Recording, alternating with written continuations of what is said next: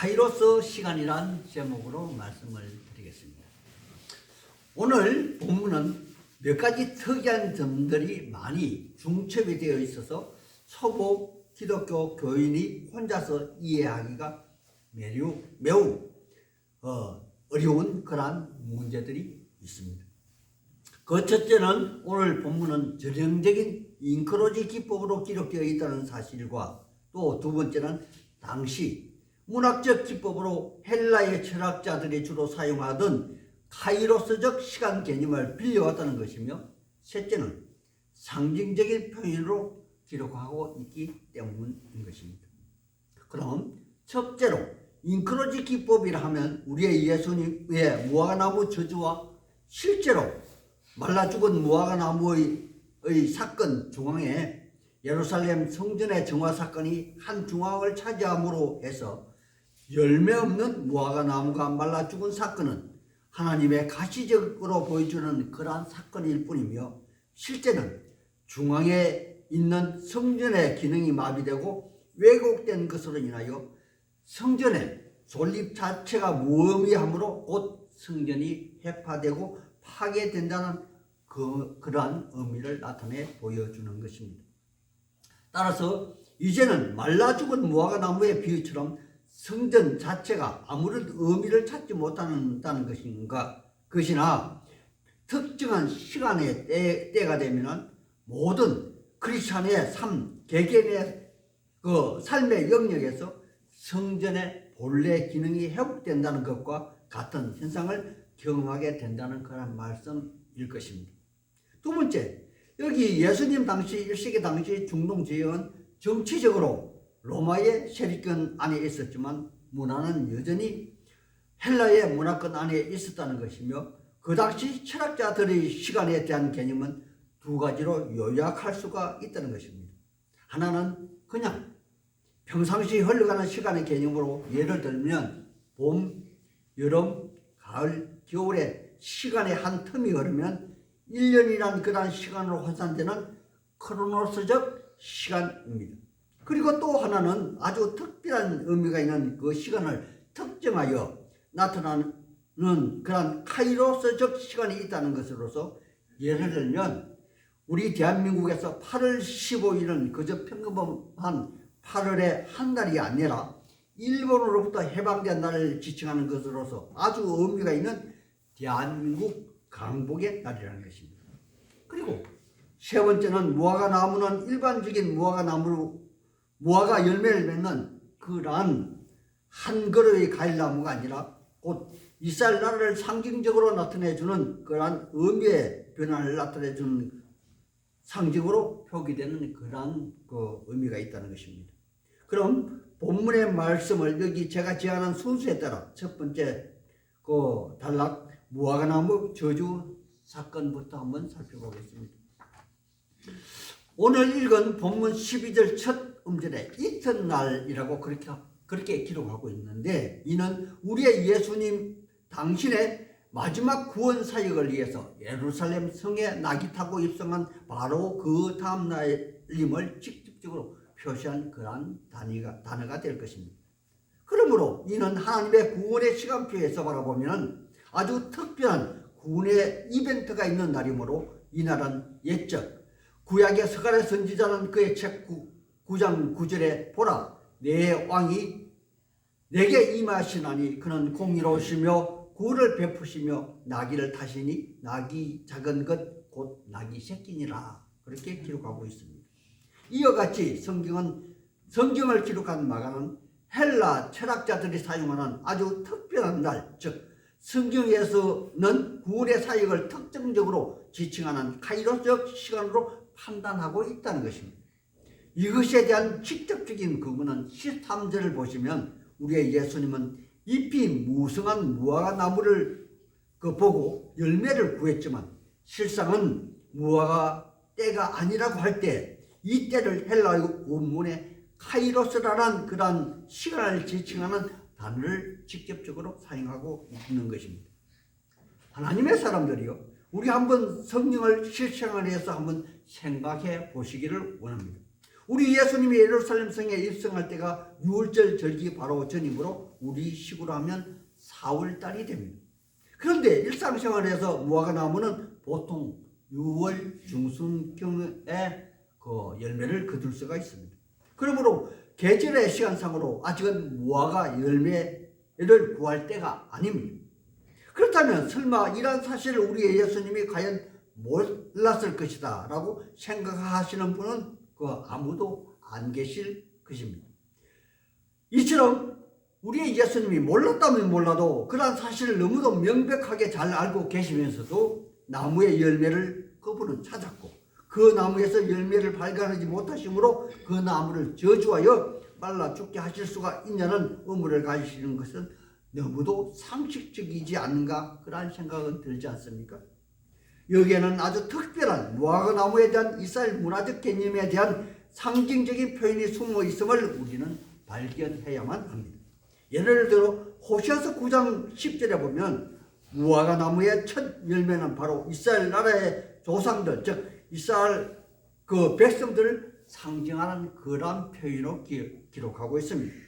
제가 한번 읽어드리겠습니다.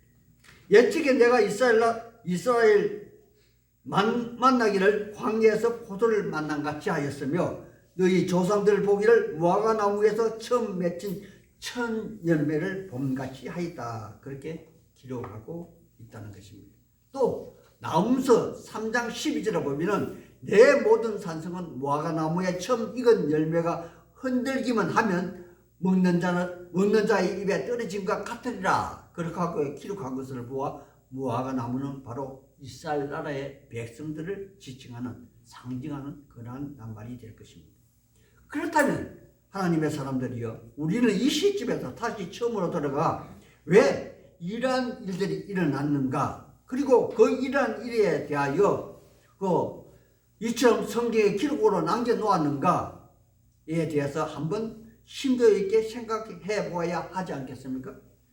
우리의 예수님 바로 어제는 그의 제자 12과 함께 나귀를 타고 예루살렘 성에 입성했습니다. 이때 수많은 사람들은 자기의 겉옷과 나뭇가지를 나귀의 앞길에 깔아놓고 앞에서 뒤에서 호산나 찬송하리로다 소리 지르며 주의 이름으로 오시는 이여 찬송하리로다, 오는 우리 조상 다윗의 나라여 가장 높은 곳에서 호산나 하리로다, 그렇게 외치고 또 외쳤습니다. 이와 같은 광경을 그의 제자들은 보고 듣고 그들의 마음이 많이 들떠 있었을 것이고 이 땅에서 그들은 부귀영화를 누리며 또 많은 것을 얻을 것을 아마 기대했을 것입니다. 이러한 그의 제자들을 보시고 우리의 예수님은 많은 생각을 하셨다는 것이 너무도 당연한 것 아닙니까? 따라서 그들에게 꼭 많은 그 가르침을 우리의 예수님은 그들에게 주시고자 아마 마음 무은 것이라 그렇게 살해됩니다. 이러한 무거운 마음으로 우리의 예수님은 조용히 그 성전을 한번 둘러보시고 예루살렘을 떠나 다시 베다니로 오셨으며 그분은 그곳에서 밤이 맞도록 기도하신 것입니다. 하나님의 사람들이요, 혹 예전에 밤에 산기도 하신 경험이 있으신가요? 제가 전에 다니던 교회는 한 달에 두 분은 꼭 저녁 7시에 봉고차를 타고 산기도를 떠나 밤 2시, 3시 정도까지 골짜기에서 바위 밑에서 기도하고 온 경험이 있습니다. 이렇게 기도하면 배가 몹시 고픕니다. 내려오는 길에 그 시간에도 김이 모락모락 나는 찐빵집을 그냥 봉고차는 지나칠 수가 없었던 것입니다. 그때 봉고차 안에서 나눠 먹은 찐빵은 참으로 맛이 있었다는 그러한 기억이 새롭습니다. 여기 12절에 우리의 예수님도 배가 몹시 고픈 상태에서 다시 성전에 들리기 위해 베다니를 떠나오는 길에 잎이 무성한 무화과나무를 보시고 우리의 예수님은 옳거니 하시며 직접 잎이 무성한 무화과나무를 찾으셨다는 것이나 열매를 보지 못하심으로 그 무화과나무를 저주하신 그러한 사건입니다. 하지만 어떻게 창조주 하나님이신 그분이, 아니 당신이 직접 창조하신 그 나무를 도대체 왜 저주하여 말라 죽게 하시는 것인가요? 여기에 해답이 14절에 있습니다. 제가 한번 읽어드리겠습니다. 예수께서 나무에게 크게 말씀하여 이르시되 이제부터 영원토록 사람이 내게서 열매를 따먹지 못하리라 하시니 누가 들었습니까? 바로 그의 제자들이 듣더라. 하나님의 사람들이요, 이 말씀은 창조주 하나님만이 그의 창조한 피조된 나무에게 하실 수 있는 그러한 말씀은 분명합니다. 하지만 그 말씀에 대한 증인이 바로 여기 그의 12제자라는 것이며 아마도 우리의 예수님이 직접 계획하신 그러한 사건일 것입니다. 그렇다면 이 말씀을 들은 그의 제자들은 과연 이 말씀을 듣고 어떠한 생각을 하게 되었을까요? 여기에 대한 해답은 잠시 뒤로 모르고 우리의 예수님의 성전에 들려 일어난 사건, 즉 오늘의 본문 부분인 두 번째 달력을 한번 보겠습니다. 우리의 예수님은 예루살렘에 이르러 곧바로 성전에 들리게 됩니다. 성전은 마치 아수라장 현장이고 돗대기 시장이고 골라 시장이고 필요에 따라 있다가 없어지는 번개 시장이고 암거래가 성행하는 그러한 비밀의 시장입니다. 이 땅에 오신 우리의 예수님은 처음이자 마지막으로 화를 내시며 그들의 상을 엎으시고 그들을 모두 성전에서 내어 쫓으십니다. 여기에 내세운 구약의 두 선지자의 훈육 내용이 여기에 기록으로 남겨놓았습니다. 첫 번째, 이사야 선지자의 글인 이사야서 56장 7절의 말씀을 인용하시어 내 집은 만민이 기도하는 집이다 그렇게 말씀하시고, 두 번째는 에레미야 선지자의 글인 에레미야 7장 11절에 너희는 내 집을 강도의 소굴로 만들었도다 그렇게 말씀하셨습니다. 하나님의 사람들이요. 그런데 여기 순서에도 우리의 예수님 마음이 담겨 있다는 그런 내용으로서 먼저 이사야 선지자의 내 집은 만민이 기도하는 집이다 라는 그런 말씀을 앞에서 말씀하셨고, 이란 앞에서 말씀하신 그 내용은 이스라엘 회복에 대한 예언 중에 한 말씀이라는 것입니다. 그리고 뒤에 나오는 에레미야 선지자의 너희가 내 집을 강도의 소굴로 만들었도다 하신 말씀은 이스라엘 패망 때에 하신 그러한 예언의 말씀이라는 것입니다. 그렇다면 이는 우리가 생각하기에 순서가 바뀌진 것이 아닌가 그러한 생각이 들겠지만, 실상은 우리 하나님의 마음이 여기에 녹아있는 것으로서 그분은 항상 이스라엘을 축복하시기를 원하신다는 그런 내용이라는 것입니다. 그리고 또 하나, 이때로부터 우리의 예수님은 본격적으로 당신의 마지막 구원 사역을 염두에 두고 노골적으로 행동을 하신다는 그러한 사실과 그의 대적자인 대제사장들과 서기관들은 우리 속담에 지가 궁지에 몰리면 고양이에게 덤빈다고 예수를 어떻게 죽일까 실질적인 계획을 논의하게 된다는 그러한 사실입니다. 다음으로 세 번째 단락으로 다음 날도 우리의 예수님은 그의 제자들과 함께 베다니에 들려 밤새 기도하시고 다시 예루살렘으로 들어가는 길목에서 어제 우리의 예수님이 저주하신 그 무화과 나무가 말라 죽은 것을 베드로 사도가 눈여겨보았고 그는 즉시 우리의 예수님께 질문을 합니다.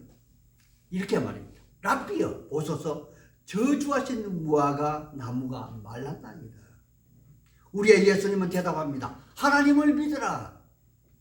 여러분 이상하지 않습니까? 여기 질문과 대답이 영 생뚱맞는 그런 말로서 우리식으로 표현하면 앞과 뒤가 서로 다른 사오정 같은 그런 수준입니다. 이를테면 나무가 말라 죽은 것하고 하나님을 믿는 것하고 무슨 상관관계가 있냐는 그러한 말씀인 것입니다. 하지만 그분의 말씀대로 무화과나무를 저주하신 바로 그분이 하나님이시라면 이 말은 가능할 것입니다. 그런데 여기 본문에 베드로 사도를 이시한 그의 12제자가 우리의 예수님을 하나님으로 믿지 않고 있다는데 그 말에 한계가 있다는 것이겠죠. 그런데 우리의 예수님은 여기에서 한 발 더 나아가십니다.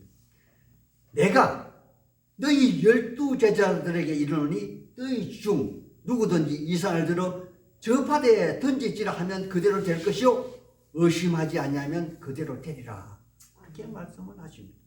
바로 크리스찬이라면 누구나 갈망하는 믿음, 즉 산을 옮기는 그러한 믿음을 이야기하십니다.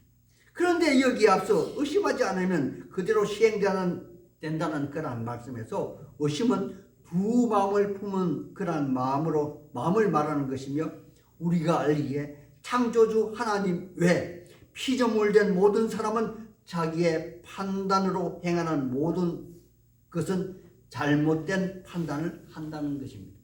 왜냐하면 모든 사람은 원죄가 들어오기 이전부터 있었던 하와의 후손이기 때문에 그럽니다. 그런데 여기 산을 옮기는 믿음은 어떻게 해석하면 좋으냐 하는 그러한 의문이 남겨질 것입니다. 중세 철학자인 안셀무스라는 그러한 철학자는 이런 주장을 했습니다. 알기 위해서 믿는다. 즉 믿기 위해서 이해하는 것이 아니라 이해하기 위해서 믿으라는 그러한 말을 남기셨습니다. 어렵습니까? 더 쉽게 말하면 나는 이해하지 못하나 성경에 기록된 하나님의 말씀은 무조건 옳은 말씀이다. 그렇게 이해하시면 될 것입니다. 그렇다면 첫 번째 단락 마지막 음으로 무화과 나무를 저주하신 그 저주를 들었던 우리의 예수님의 12제자는 과연 산을 옮길 수 있는 그러한 믿음을 소유했을까요? 아니면 산에게 바다로 던져지지라 그렇게 명령을 그들이 내릴 수 있는 그러한 믿음을 가졌을까요? 여러분 두 가지 중에 한 가지를 결정하십시오. 결정이 어렵습니까? 제가 해답을 드리겠습니다. 23절 한번 보십시오. 23절입니다. 첫 음절에 결과 접속사로 그러므로 라는 단어가 나오죠. 그 뒤에 무슨 말이 있습니까? 기도하시면 됩니다. 여기에 분명히 대답은 요한복음 3장 31절에 땅에서 난 자는 그러한 믿음을 가지지 못할 것이요 하늘에서 난 자는 이러한 산을 옮기는 믿음을 가지게 될 것이다. 그렇게 해석하면 될 것입니다. 그렇다면 이제 서서히 오늘의 결론의 말씀에 도달하게 됩니다. 12제자의 대표인 베드로 사도는 어떻게 저주하신 무화과 나무가 말랐는지 정말 몹시 궁금했습니다. 그래서 라피어 보소서 저주하신 나무가 말랐나이다 라고 진실이 아닌 의문을 표현합니다. 이러한 질문을 받으신 우리의 예수님은 하나님을 믿으라 하셨고 하나님을 믿는 방법으로 먼저 기도할 것을 주문합니다. 그렇다면 하나님의 사람들이요 하나님은 어디에 계시다는 것이며 어디에서 기도해야만 한다는 것일까요? 바로 하나님은 구약에서도 신약에서도 하나님은 성전에 계십니다. 특히 가시적인 성막이나 성전이 없어진 그 이후인 신약에서는 어디를 성전이라 말할 수 있을까요? 바로 사도 바울이 고린도 교회에 편지한 고린도전서 3장 16절에 보면 이러한 말씀이 기록이 되어 있습니다. 너희는 너희가 하나님의 성전인 것과 하나님의 성령이 너희 안에 계시는 것을 알지 못하느냐라고 말입니다. 그렇다면 이제 다시 가운데 중앙부인 두 번째 단락으로 돌아가 우리의 예수님이 성전을 청소하신 그 성전이 오늘날 바로 성전 누구라고요? 여러분이 바로 성전이 된다는 그런 말씀인 것입니다. 또한 우리의 영이 머무는 곳이 어디입니까? 성전이죠. 우리 안에 계십니다. 하지만 무화과 나무의 비유에 열매를 맺지 못하고 잎만 무성한 나무라면 우리의 예수님은 그 나무를 말라 죽게 하신다는 그런 말씀이기도 합니다. 여러분, 그런데 우리는 무화과 열매를 맺는 무화과 나무는 아니지 않습니까? 성령의 열매를 맺는 하나님의 사람으로서 갈라디아서 5장 22절에 보면 성령의 9가지 열매를 잘 기록하고 있습니다.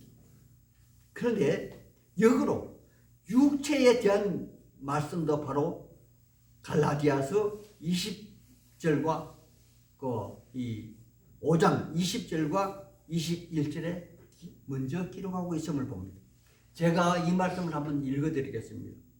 육체의 일은 분명하니 곧 음행과 더러운 것과 호색과 우상숭배와 주술과 우수 맺는 것과 분쟁과 시기와 분쟁과 당짓는 것과 분열함과 이단과 투기와 술 취함과 방탕함과 그와 같은 것들이라 그렇게 말하고 있죠.